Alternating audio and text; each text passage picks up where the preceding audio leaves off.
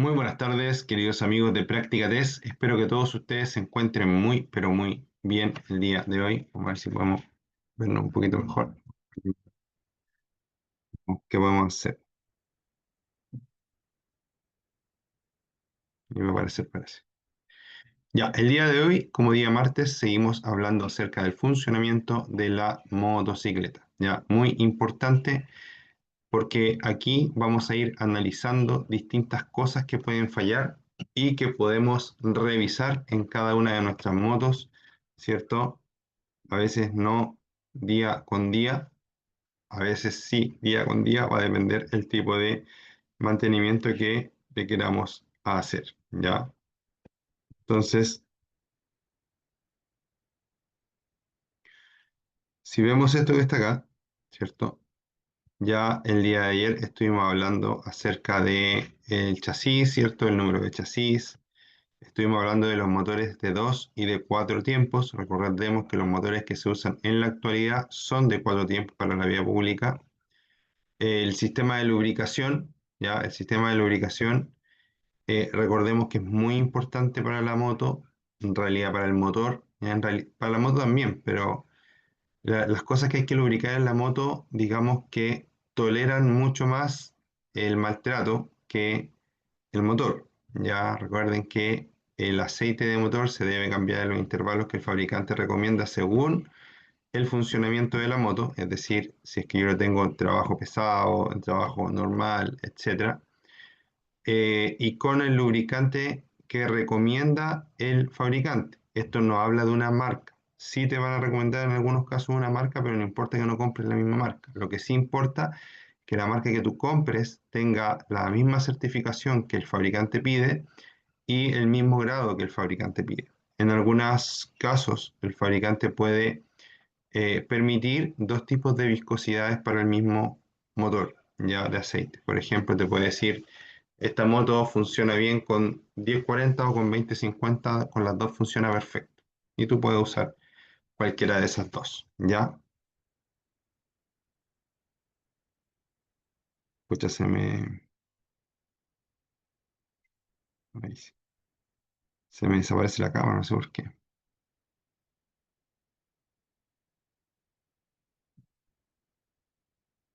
Ya, entonces, sistema eléctrico no lo vimos ayer, esto lo vamos a ver ahora. Ya, súper importante hablar del sistema eléctrico de una moto. Lo primero que les voy a decir es que los sistemas eléctricos de las motos, en diferencia al sistema de un auto, es mucho más delicado, es mucho más fino. ¿Por qué? Porque la producción de energía en una moto es como justa para lo que se quiere o se necesita usar, ¿ya? Si yo le pongo a la moto demasiada energía, ¿ya? Si yo a la moto le pongo, o sea, no le pongo demasiada energía, sino que le pido demasiada energía, ahí sí, la moto va a tener el problema, ¿cierto?, de que su sistema eléctrico puede fallar, ¿ya? Por ejemplo, imagínate que yo le agrego unos neblineros. Obvio que no en todos los casos, es un ejemplo. Pero con el solo hecho de agregar unos neblineros, en algunos casos, ¿ya? La moto empieza a perder, ¿cierto?, capacidad de cargar la batería, por ejemplo, ¿ya? En algún momento hubo, por ejemplo, estaban de moda las luces de xenón. Tenía varios amigos que le ponían a sus motos luces de xenón y después la moto no partía. ¿Por qué? Porque la luz de xenón consumía más energía que la luz de fábrica de la moto. Y porque en vez de tener un foco prendido, le prendían los dos focos, por ejemplo. Ya que eso tampoco se debe hacer. Pero por otro motivo. Entonces, ¿qué pasaba? Que el generador de energía no alcanzaba a cubrir las luces y a cubrir la, eh, la batería. ¿Ya? Por lo tanto, paraban, después iban a echar a andar y la batería no estaba lo suficientemente cargada. Después por ahí, no me acuerdo, esto pasó hace muchos años, pero después por ahí y le inventaron como un interruptor aparte, ¿cierto? Que la desconectaba, en algunos momentos desconectaba las luces, o cuando quedaba estacionado, parece que le desconectaban las luces de xenón, ¿cierto? Para que no pasara esto, ¿ya? Pero a eso es lo que voy. De repente hay que pensar en qué tanto necesito esa modificación que quiero hacer y qué le puede pasar a la moto si lo hago, ¿ya? Entonces es importante esa parte, queridos amigos, ¿ya? Y ahora nos vamos de lleno a hablar de lo que dice acá. Primero vamos a hablar de la batería, ¿ya?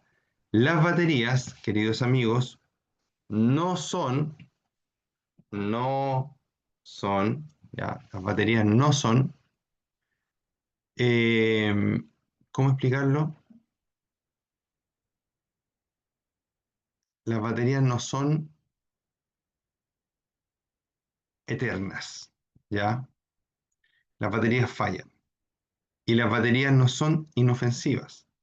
Las baterías pueden incluso llegar a explotar, ¿ya? Además de dejar salir elementos que son altamente contaminantes, altamente tóxicos, altamente peligrosos. Por eso debemos tratar a las baterías de la forma más correcta posible. Tratarlas con cuidadito, ¿ya? Entonces dice, la energía eléctrica para las luces procede de la batería. La batería contiene ácido sulfúrico, que es corrosivo y por lo tanto peligroso para la piel. Al entrar en contacto con la ropa, también puede destruirla. Súper importante entonces, la batería contiene ácido sulfúrico, que es peligroso para la piel. ¿Ya? En el interior de la batería hay elementos que son altamente corrosivos, como el ácido sulfúrico. Además, la energía eléctrica para las luces, acá dice que procede de la batería. Eso es cierto, pero a su vez la batería está siendo cargada por un generador, ¿ya? Que en el caso de las motos normalmente se le conoce como estator, ¿ya? O a veces como rotor, yo lo he escuchado con varios nombres, pero en el fondo es un generador eléctrico, ¿ya? Ese generador eléctrico es lo mismo o cumple, mejor dicho, la misma función que el alternador. ¿Cuál es la diferencia? Que el alternador es, eh, digamos que la diferencia es que el alternador es más potente, ya genera más energía y se mueve, hay que moverlo también con mucha más fuerza, ¿ya? Entonces esa es la diferencia entre un alternador, ¿cierto? Y y un magneto, ¿cierto? O estator o rotor, como le quieran llamar, en el tema del generador que trae la moto. Ya viene por un lado. Normalmente, si no me equivoco, viene instalado en el lado del freno. Estoy, sí, que 89%, no, sí, sí viene por ese lado. Sí, estoy seguro. Ya se saca esa tapa y ahí adentro está toda esa parte eléctrica. Y por el otro lado, el motor va a tener, ¿cierto? Estamos hablando de que el motor tiene dos tapas, una por cada lado, una al lado del pedal de freno derecho y una al lado del pedal de cambios izquierdo, ¿cierto? Entonces uno por aquí y uno por acá. En esos dos, en el derecho tengo el estator y en el izquierdo tengo la caja de cambio. Ya al menos creo que en la mayoría de los casos de las motos. ¿Ya? Entonces, importante, la batería no es eterna, la batería se gasta y de hecho las baterías de motos son pequeñas, no son como la de un auto que es grande, sino que son más bien pequeñas. Como son pequeñas, se gastan. Como se gastan, tengo que regenerarlas. ¿Y cómo las regenero? A través de este generador, ¿cierto? Que la está cargando de forma continua mientras el motor de la moto está andando, gracias al mismo giro del motor. Entonces, las baterías en su interior contienen ciertos elementos peligrosos. Por lo tanto, la batería, si presenta cualquier tipo de anomalía, cualquiera, lo más recomendado es cambiarla, ¿ya? Y obviamente eliminarla de forma responsable. Hay lugares donde reciben las baterías, ¿cierto? Para su reciclaje, qué sé yo, y tratamiento de forma responsable. Inclusive en los mismos lugares donde uno compra batería, a veces te reciben tu batería vieja para que no quedes tú con ese cacho, ¿ya? Entonces, esa batería es importante, ¿cierto? Es importante que esa batería esté en las mejores condiciones siempre, ¿ya? Ahora, ¿cuáles son las fallas que yo les estoy nombrando acá? Que bote algún tipo de líquido o que sulfate mucho los bornes, ¿ya? Cuando le aparece esto blanco, normalmente es porque la batería está soltando vapores y se van yendo a esa parte, ¿ya? Se va generando una reacción química ahí. Después, eh, que la batería tenga alguna deformidad. Si la batería tiene alguna deformidad, entonces esa batería está mala. Que se hinche, por ejemplo, o que la batería se hinche, o que la batería se me va la onda, disculpe. Que la batería se hinche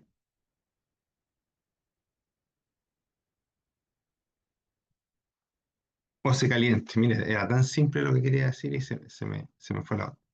Que la batería se hinche o se caliente también es un indicador malo, ¿ya? Tiene un pedazo, una cara hinchada o cualquier cara de la batería se empieza a calentar en su funcionamiento. Todas esas son malas, ¿ya? Y si son malas, lo más recomendado es siempre, ¿cierto?, reemplazar. En promedio, las baterías duran siendo lo más realista y poco optimista posible, porque no va a faltar el que diga, ay, mi batería me duró 4 años. Bacán, excelente, ¿ya? Pero eso es la excepción. Lo normal es que la batería dure entre 2 años y medio y 3 años, ¿ya? Si la batería empieza a fallar a los 2 años y medio, cambio, porque es normal que duren ese periodo de tiempo en un vehículo que se ocupa todos los días de forma regular, ¿ya? O por lo menos que se ocupe seguido.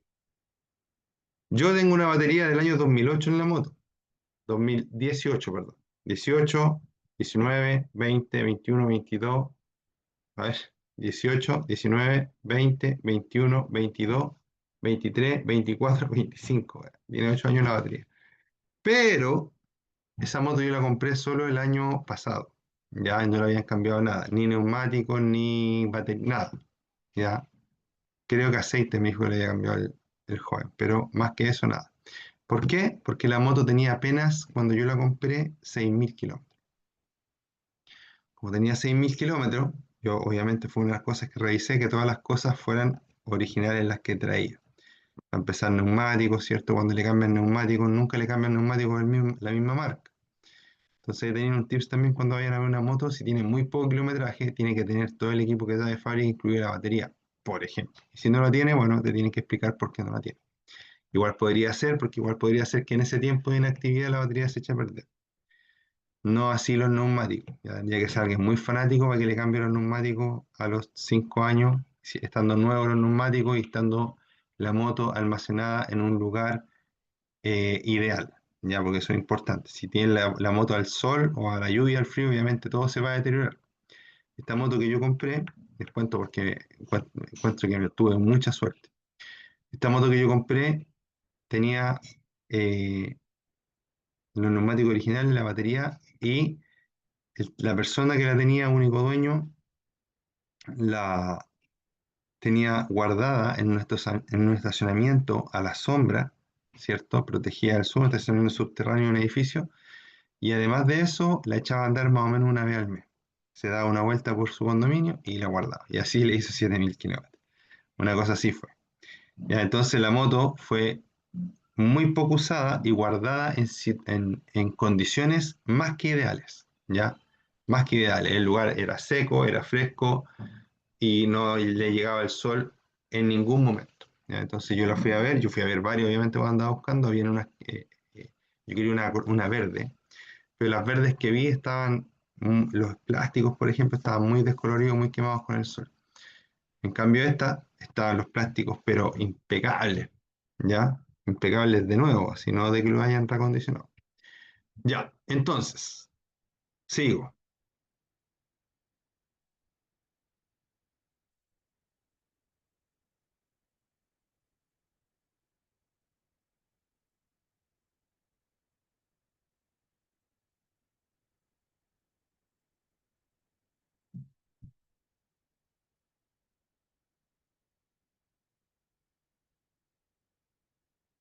Algo me pasa con la aplicación, chiquillos. Denme un segundo, por favor.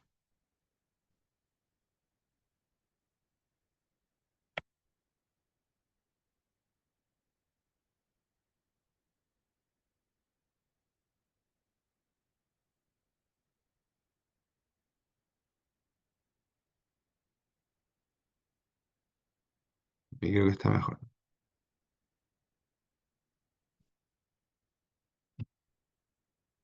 No, no está mejor ahí. Denme un segundito.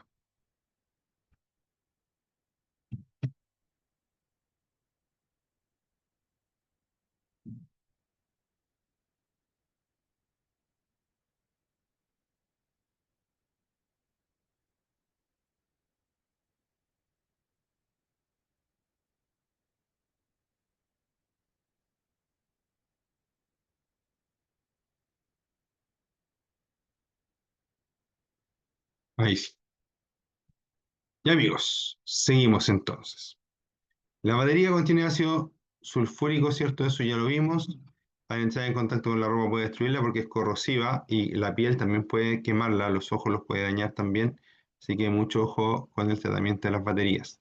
Yo les comento que yo como soy mecánico y cuando era mecánico primerizo, ¿cierto? Estábamos en una máquina, en un cargador frontal que usaba dos baterías. Una de esas baterías estaba presentando problemas. En ese momento, por supuesto, yo cachaba re poco, ¿ya? Entonces, ¿qué pasaba? Que la batería esa ya se estaba calentando, ¿ya? Y le poníamos un partidor para que partiera. En ese tiempo, como les digo, yo hacía lo que me decía mi jefe, no, ¿ya? Y resulta que en un momento la batería empezó a inflarse así y nos movimos, no me acuerdo si estaba yo en la batería, no me acuerdo que estaba cerca, nos movimos para un lado, ¿cierto? Y la batería, ¡pum!, explota. Y gracias a Dios a nadie le pasó nada. Ya la batería se rajó así, la caja de la batería se rajó. No nos pasó nada, pero fue muy traumático. ¿Por qué? Porque me acuerdo que en ese momento yo llegué a ver estrellas. No sé si se acuerdan cuando eran chicos que se caían, se pegaban en la cabeza y uno como que por un segundo ve a través de un vidrio quebrado. Eso es ver estrellas. ¿Ya? Me pasó eso. Fue la última vez en mi vida que me pasaba eso, imagínate.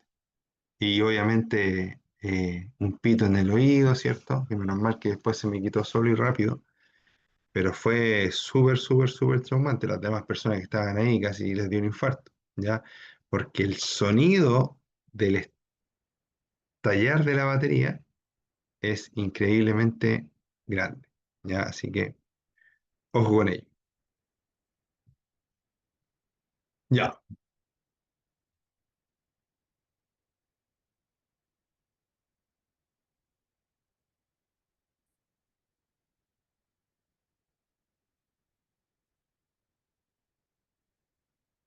ya. Y por último, para terminar el tema de las baterías, vamos a hablar acerca de las baterías con y sin mantenimiento. Si ustedes me preguntan a mí, en la actualidad, la mayoría de las baterías, creo yo, no soy el más experto en baterías, pero creo yo que en la actualidad la mayoría de las baterías son libres de mantenimiento.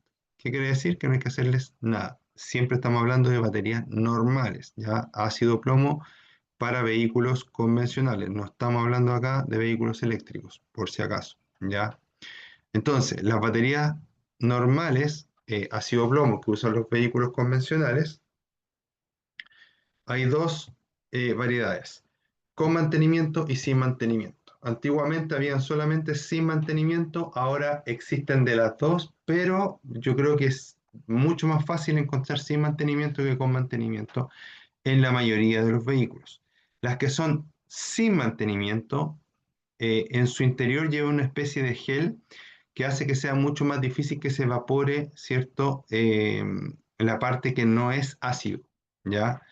Y las que son con mantenimiento traen agua destilada, ¿cierto? Y ácido.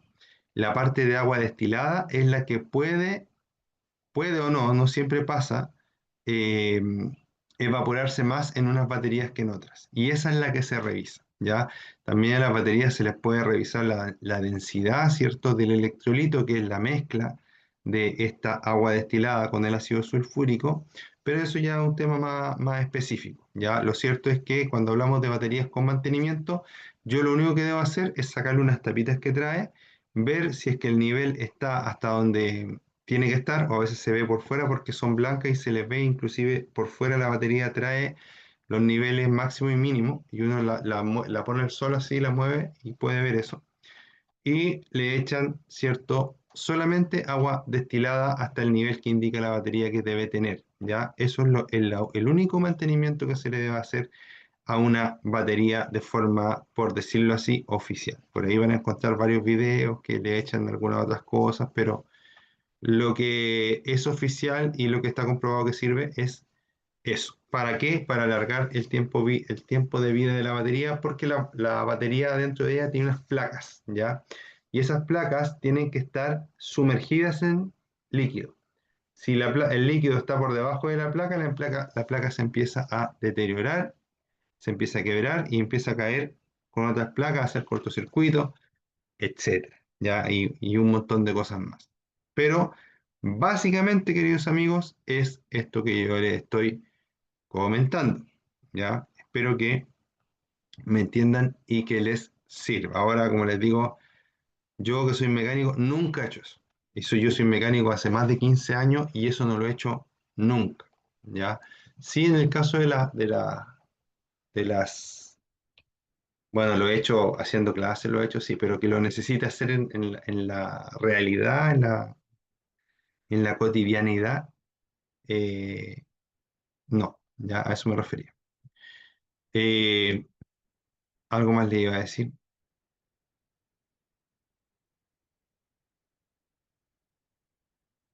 Se me olvidó, después me voy a acordar. Ya. Fusibles. Este tema sí que es muy importante porque este tema nos puede tocar a todos. El tema de la batería, como le digo, se echa a perder cualquier cosa, afuera se cambia. Este tema es muy importante. Los fusibles. Dice, los fusibles son parte del sistema eléctrico y tienen la misión de impedir el recalentamiento o incendio de los cables. Si la corriente es muy alta, por ejemplo, en caso de un cortocircuito, se funde un hilo del fusible y se interrumpe la corriente. Miren, los fusibles son elementos de protección para los sistemas para los sistemas eléctricos, no de nada, sino que sistemas eléctricos.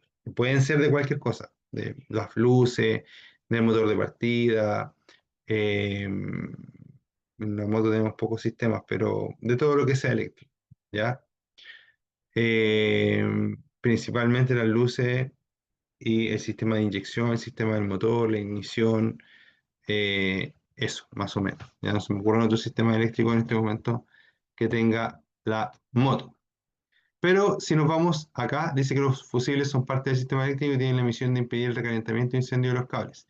Si la corriente es muy alta, por ejemplo, en caso de un cortocircuito, se funde el hilo del fusible y se interrumpe la corriente. ¿Qué es lo que pasa acá? Lo que pasa acá es que yo tengo un cable, ¿ya? Ese cable se corta, estoy explicando de la forma más sencilla que encuentro, digamos, que ese cable se corta. Este cable está alimentando una ampolleta, por ejemplo. Ya, ¿qué pasa si este cable tiene un cortocircuito? Se quema el cable, se quema la ampolleta y se quema todo el sistema. ¿Qué hago para protegerlo? Corto este cable y en vez de unirlo nuevamente, lo que hago es unirlo con un fusible. Eso es lo que hace el fabricante cuando se diseña todo el sistema. Lo uno con un fusible, le pongo un puente. Este cable que era un cable continuo, lo corté y le pongo un puente. ¿Ya? Y ese puente, la gracia que tiene es que aguanta menos que el cable para romperse por temperatura. Cuando hay un problema eléctrico, lo que afecta al sistema es que la temperatura sube y sube tanto que funde los sistemas. ¿Ya? Entonces, cuando estamos aquí, yo corto, ¿cierto? Y tengo una unión de ahí a acá con un fusible. La gracia es que imagínate que este cable o este sistema, imagínate que empieza a sufrir daño a los 12 amperes. Amperes es la unidad de medición que mide la cantidad de electricidad que pasa por un cable, ¿ya? Entre más electricidad, más temperatura y más se quema el cable, ¿ya? Entre más amperes, más electricidad, más temperatura y más se quema el cable. Entonces, cuando estamos aquí, ¿cierto? Cuando estamos aquí, el cable de aquí a acá, o sea, el fusible, perdón, que une el cable de aquí a acá, aguanta solo 10 amperes, pero el cable aguanta 12 amperes. Por lo tanto, para que el cable nunca se dañe, este sistema siempre va a trabajar a 9 amperes, por ejemplo. Todo lo que yo ponga lo voy a configurar para que solamente consuma 9 amperes. ¿Cómo configuro eso? Dependiendo de lo que yo quiero prender. Si yo le pongo una lamparita de 4,5 amperes, que consume 4,5 amperes, a un cable que soporta 9 amperes, por ese cable van a pasar solo 4,5 amperes. Si yo le pongo dos lamparitas que consumen 4,5 amperes, ahí ya el cable va a estar en su límite y va a estar consumiendo 9 amperes. Y si yo le pongo una más, se va a pasar, ¿cierto? Se va a pasar, ¿por qué? Se va a pasar de 4, de 9, se va a pasar a, serían 10, 11, 12, 13, 13,5 amperes, ¿ya? Serían 13,5 amperes, entonces si son 13,5 amperes, ya me pasé. ¿Qué va a pasar? Se va a quemar el fusible, ¿ya? Por eso es importante no ponerle o no añadirle a los cables elementos que puedan no ser de ahí, ¿cierto? Y que puedan complicar en un futuro lo que se quiere hacer, lo que se quiere mejorar o lo que queremos mantener que siga funcionando bien, ¿ya? Entonces, el motor de una motocicleta se pone en funcionamiento, no, ya eso va más adelante. Ya, entonces, lo importante de los fusibles, espero que me hayan entendido más o menos cómo funcionan, ¿ya? Es que ¿cómo es mi relación con los fusibles? Normalmente mi relación con los fusibles es, ¿qué de empana? ¿Qué hago? Llamo a un amigo que sabe más que yo, oye, ¿sabéis qué? Iba en la moto y de repente se paró. Ah, ya, tu amigo te va a decir, revisa los fusibles. ¿Y dónde están? Normalmente están bajo el asiento del conductor. ¿Qué vamos a hacer nosotros? Vamos a abrir el asiento del conductor, ¿cierto? Lo vamos a levantar normalmente y ahí vamos a ver una cajita así chiquitita que tiene varios fusibles de colores, ¿ya? Existen varios colores y varias capacidades, pero el que normalmente está, al menos algunos, en todos los sistemas, es un fusible de 10 amperes de color rojo, ¿ya? Ese fusible de 10 amperes de color rojo es importante. ¿Por qué? Porque ese fusible de 10 amperes de color rojo, ¿cierto? Está protegiendo una zona. Entonces, imaginemos que los empezamos a mirar, los sacamos uno por uno, que son transparentes, y vemos que un fusible de color rojo de 10 amperes está cortado. Ya también se pueden medir con un instrumento, pero la verdad es que no todos tenemos ese instrumento siempre a mano para poder usarlo, ¿cierto? Cuando somos mecánicos, eso más metidos, claro, andamos con equipo en la moto, pero no todos lo tienen, lo hacen. Entonces, en ese caso, existe la posibilidad, ¿cierto? Perdón. En ese caso existe la posibilidad de que nosotros lo revisemos de forma visual, los sacamos y los miramos, ¿ya? En algunos, no en todos, las cajas de fusible vienen unos extractores de fusible, porque a veces están bien pegados, y en otros nos va a tocar hacerle un poquito de fuerza, y en otros podemos sacar otro fusible que esté más suelto y con el mismo fusible enganchar el que queremos nosotros sacar, ¿ya? Existen varias formas de sacarlo. La cosa es que ese fusible se saca, ¿cierto? Y al sacarse, ese fusible al sacarse, yo voy a lograr, ¿cierto? Eh, Poder mirarlo. Si yo lo miro, el fusible está quemado, el problema no es el fusible. El fusible es el que me está diciendo que hay un problema en esa línea, en ese sector. Se me quema ese fusible, tengo que buscar ese fusible a qué pertenece. Ese fusible a qué pertenezco. Por ejemplo, a los focos mayores. ¿Qué es lo que voy a hacer yo? Revisar los focos mayores, ¿cierto? Los focos que alumbran el camino, a ver si tiene algún problema. ¿Dónde los voy a revisar? Esto ya es pega del eléctrico, de la persona que lo va a revisar. Primero al principio, después al final, y después en las partes donde el cable se une o se mueve. ¿Ya? Esas son las partes donde normalmente están los problemas. Entonces, si yo pongo otro fusible y ese fusible se vuelve a cortar, significa que el problema está presente en la moto, que es, yo diría, lo más común, ¿ya?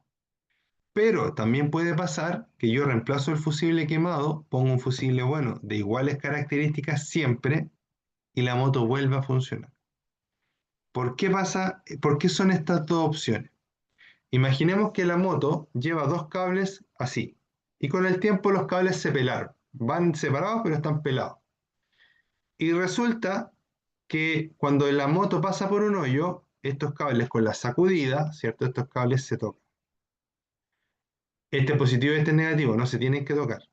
Por lo tanto, se tocan y generan un cortocircuito. Y ese cortocircuito quema el fusible y al quemarse el fusible mata esa línea y deja de funcionar la moto.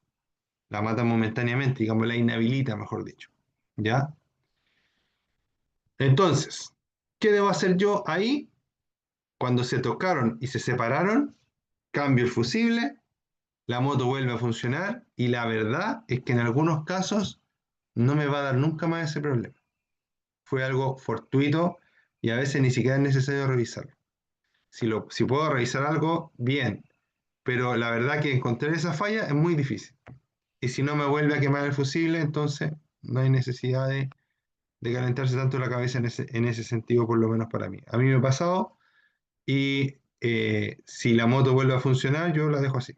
Si ya me quema el fusible a la segunda, tercera vez que paso por un hoyo, obviamente ahí ya tengo que buscar problemas, ¿cierto? Sacudir la moto, ver qué es lo que está pasando ahí, en esa línea, ¿ya?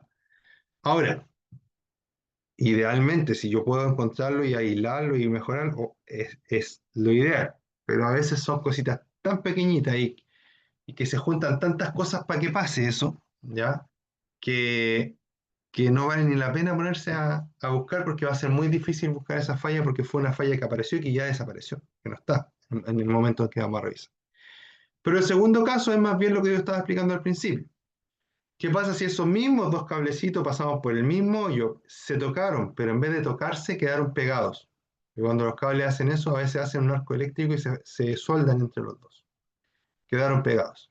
Entonces, en ese caso, yo voy a sacar el fusible malo, voy a poner un fusible bueno y la moto va a quemármelo de forma inmediata o me lo va a quemar cuando le dé contacto o partida, dependiendo del cable que sea. ¿Ya? La cosa es que no me va a permitir andar en la moto. Ahí yo debo tomar la moto y llevarse un eléctrico para que busque la falla, porque la falla está en la moto en ese momento y necesito arreglar primero la falla y después volver a reemplazar el fusible por el mismo fusible de las mismas características del anterior. ¿Qué es lo que no debo hacer en los temas de fusible? Lo que no debo hacer en los temas de fusible es poner una, un agente, un objeto extraño que no sea un fusible o poner un fusible, entre comillas, reparado. ¿A qué le llamo, a qué le llamo un fusible reparado? A cuando toman el mismo fusible viejo y le ponen unos pelitos de cobre, le enrollan las patas con unos pelos de cobre, ¿cierto? Y lo vuelven a meter.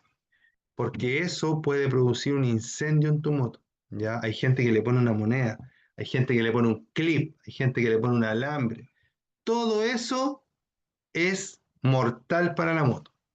¿Por qué? Porque eso va a hacer, digamos que todas esas cosas que yo le pongo no se van a quemar a los 10 o no se van a partir a los 10 amperes. Se van a partir a lo mejor a los 50 amperes. Entonces, de aquí a que se proteja ese sistema por sí solo, que es el sistema que trae la moto para protegerse, lo que va a pasar en realidad es que se va a terminar generando un exceso de temperatura en todo el sistema y va a terminar quemando la moto, ¿ya? Y eso ha pasado y pasará y seguirá pasando, ¿ya? Yo hace unos años atrás le pedí a unos alumnos que me hicieran unos proyectos para sus titulaciones y esos alumnos hicieron, ¿cierto? Eh, unos proyectos como antiincendio en los vehículos. Ya yo le pregunté, ya, pero quiero que me traigan datos duros de cuántos autos se queman en Chile al año, o cuántas motos, cuántos. Me dijeron, profe, se queman, que ellos habían ido a preguntar a bomberos, ¿cierto? Y que le dijeron que los datos de los autos que se quemaban al año en Santiago, o en Chile, no me acuerdo, pero parece que en Santiago me habían dicho, eran más o menos 100 al año. Y yo encuentro que es demasiado, los autos están hechos para que no se quemen, que no se prendan. Normalmente cuando los autos se prenden por mal, mala manipulación de alguna persona en el vehículo, ¿ya? Entonces, siempre aprendan eso, queridos amigos, ¿ya? Les mando un abrazo a todos y piensen en ese tema. No ha terminado la clase todavía, no se para. Nos falta un poquito, ¿ya? Denme un segundo, por favor.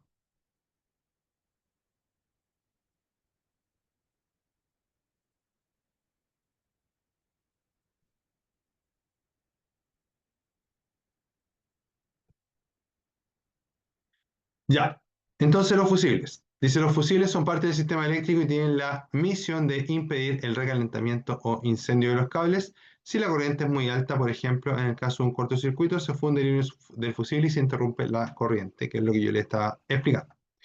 Después habla de que el motor en una motocicleta, esto que vamos a hablar ahora, es parecido a lo que hablamos del motor de dos tiempos. Prácticamente una parte de lo que dice acá ya no se ve, ya prácticamente ya no se ve. El motor de una motocicleta se pone en funcionamiento por medio de un sistema de arranque que se acciona mediante un circuito eléctrico accionado por un interruptor, el botón. Apretamos, rum, parte. Eso es lo más común del mundo mundial, ¿ya? O bien por un sistema mecánico accionado por un pedal de arranque y bobina. ¿Eso existe todavía? Sí. No sé si salen motos nuevas para la calle con ese sistema, no lo sé. Pero si salen, en menor medida. Ya la inmensa mayoría de las motos en la actualidad usan botón y un motor eléctrico para hacer partir el motor de combustión. Desde mi punto de vista, es lo mejor, ¿ya? ¿Por qué? Porque las que se encienden con patada, muchas de los años 90, 80, 90 encendían con patada, la verdad es que eran peligrosas y además que si no estaba todo en perfectas condiciones, también costaba bastante que las motos partieran. Entonces, ojo con eso, o sea, yo he visto motos en la calle que se les para al conductor en un semáforo y le están dando y le dan la patada y le dan la patada y le dan la patada y no parte y no parte y no parte y no parte y no parte. Claro, ya también son modos más antiguas que a lo mejor las relaciones de compresión, el carburador no está tan perfecto, entonces les cuesta más partir en ese caso, más que si yo le pongo un motor eléctrico y le hago el motor y parte. Puede que le cueste, pero le va a costar menos que estarle pegando patadas. Ahora, si yo pudiera tener la moto que tengo, como la tengo, que además tuviera la palanca, sería genial y en algunos casos se puede. ¿Por qué? Porque la arquitectura de los motores de las cajas de cambio, algunas son igual antiguas o algunas en otros países vienen solo con pedal, por ejemplo. ¿Ya? Entonces, tú puedes comprar una moto que no tiene pedal, pero que trae una tapita en una parte del motor, saca esa tapita y le pones el sistema para darle enganche, digamos, le compra el pedal y todo el sistema y se lo puede instalar. Y ahí tienen un dato también de mecánica. ¿Ya? Bueno, ayer estuvimos hablando del sistema de combustible, ¿cierto? Sistema de escape, no lo vamos a ver ahora. Vamos a ver algún otro temita importante. Vamos a hablar un poquito de los neumáticos, ya, pero cortito. Ya muy, muy cortito porque nos quedan 5 minutos de clase. Pero me parece importante hablar de los neumáticos. Ya, primero que todo, ya aprovechando esta super foto que hay acá, esta super moto, estas líneas que tiene el neumático son muy importantes. ¿Por qué? Porque permiten drenar el agua que pueda haber en la calle, ¿ya? En las pistas.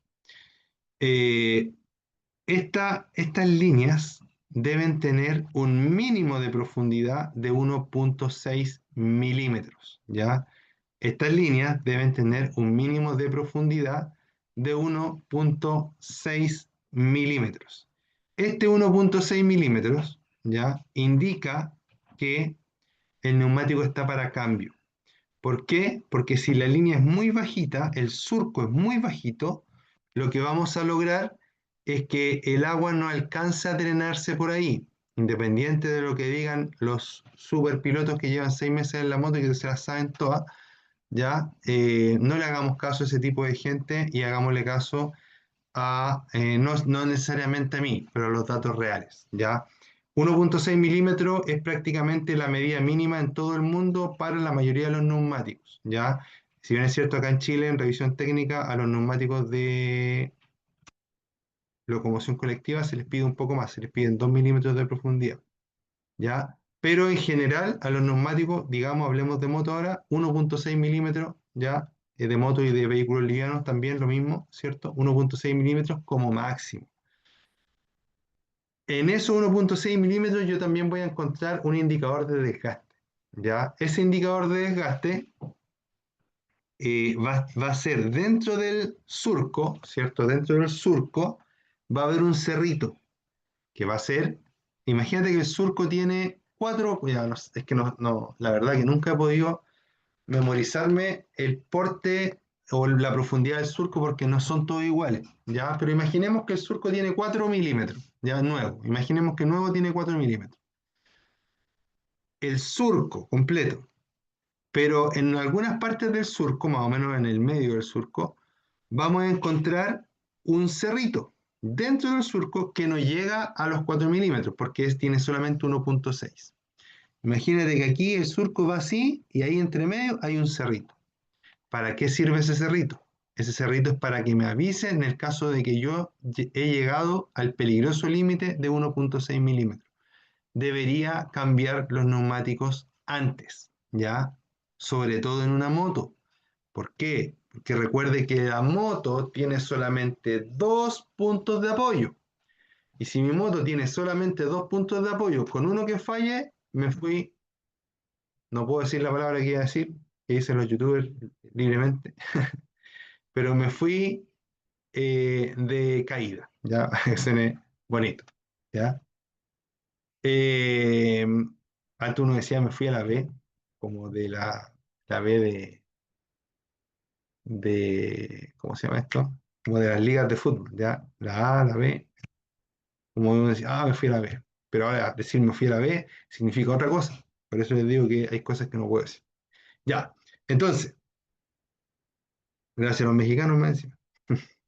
Ya, entonces, vamos por acá, ¿cierto? Y estos surcos deben tener una profundidad mínima, los surcos principales, de 1,6 milímetros. ¿Para qué? Para que en caso de agua, el neumático tenga mejores posibilidades de evacuar esa agua y de mantener un contacto con el piso para poder generar adherencia.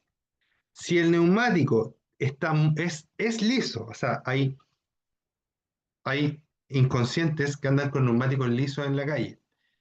Quizás porque no entienden, porque algunos, yo he hablado con algunas de estas personas y me pueden decir que esto esto es solo porque es verano. Ya, obviamente ahora es invierno, pero imaginemos que esto pasa en verano. No, que estos neumáticos los pongo solo en verano, como si fueran pilotos de carrera. ¿Ya?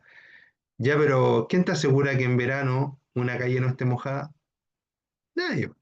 De hecho, en Chile, en verano, muchas calles están mojadas. ¿Por qué? Porque la gente abre los grifos, puede haber un incendio, puede, no sé, alguien lavar la calle, qué sé yo. ¿Ya? Y a ver, agua. De hecho, otro ejemplo, a veces hay ferias libres en las comunas, ¿cierto? En las calles, y después que la feria se va, pasa un camión y deja todo mojado y con jabón. ¿Ya? Entonces, ¿me servirá un neumático liso? No me sirve, no puedo ocupar nunca un neumático liso en la calle si quiero andar tranquilo, seguro y confiado, ¿ya? Siempre neumáticos con líneas, ¿ya? De hecho, los neumáticos lisos no son legales para la calle, por si acaso. No sé si ustedes conocen un Dodge que se llama Dodge Damon, que es como que es como un auto muy, muy rápido, hecho, fabricado por dos para el cuarto de milla, ya. Ese neumático, en condiciones, ese auto en condiciones normales, iría con neumáticos lisos. Pero para poder ser homologado, para poder ser vendido en la calle, se tuvieron que hacer unos neumáticos especiales que tenían líneas. No podía salir a la calle a la venta con neumáticos sin líneas. ¿Ya? ¿Se entiende? Entonces, para todo, o sea, no podemos pensar que sabemos más que los tipos que se dedican a esto, ¿ya? Y por lo tanto, y además la seguridad vial y el funcionamiento de los vehículos es muy bueno, gracias a toda esta normativa, a todas estas leyes y a todos estos acuerdos que se hacen para que los vehículos sean más seguros. Entonces, ¿yo lo voy a cambiar porque sí nomás? No. Entonces, ¿para qué son los neumáticos lisos, profe? Los neumáticos lisos son para las pistas de carrera en donde las condiciones están controladas y hasta en una pista de carrera. Por ejemplo, si vemos la Fórmula 1, los tipos cambian de neumáticos de sol, por decirlo así, a neumáticos de lluvia. Paran en los pits, pierden tiempo para cambiar los neumáticos y son pilotos expertos, podríamos decir la mayoría. ¿Ya? Entonces, ojo con ello, ¿ya? Mucho ojo con ello, ¿ya? No, en realidad todos los pilotos son expertos, mejores o peores, pero son todos expertos en la Fórmula 1, ¿ya? Ya, entonces, importante es entender también esto que está acá. Mira. Esto es lo último que les voy a decir, ¿ya? La presión de los neumáticos. La presión debe ser la correcta indicada por el fabricante, ¿ya? No más, no menos. El fabricante puede indicar a veces rango de temperatura ambiental en las que deberíamos trabajar. Poca presión, cuando estamos aquí y aquí, y mucha presión, estamos aquí. Si le echamos demasiada presión, el neumático solo se va a apoyar al medio y su punto de contacto con el suelo va a ser demasiado pequeño y por lo tanto vamos a tener riesgo de perder el control en algún momento. Si tenemos poca presión, vamos a tener el neumático, ¿cierto? Apoyándose más bien en los talones y va a ser un neumático muy inestable porque se va a mover hacia un lado, hacia el otro, ¿cierto? De forma muy irregular y va a hacer que también podamos perder el control y que los neumáticos, perdón, duren mucho menos. En este caso y en este caso, en los dos, riego. Aquí lo ideal y donde minimizo al máximo los riesgos. Eso, queridos amigos, les mando un gran abrazo, cuídense mucho, yo soy Ricardo Cornejo, esto es Práctica3.cl y nos estamos viendo pronto. Un abrazo, cuídense mucho, chao, chao amigos.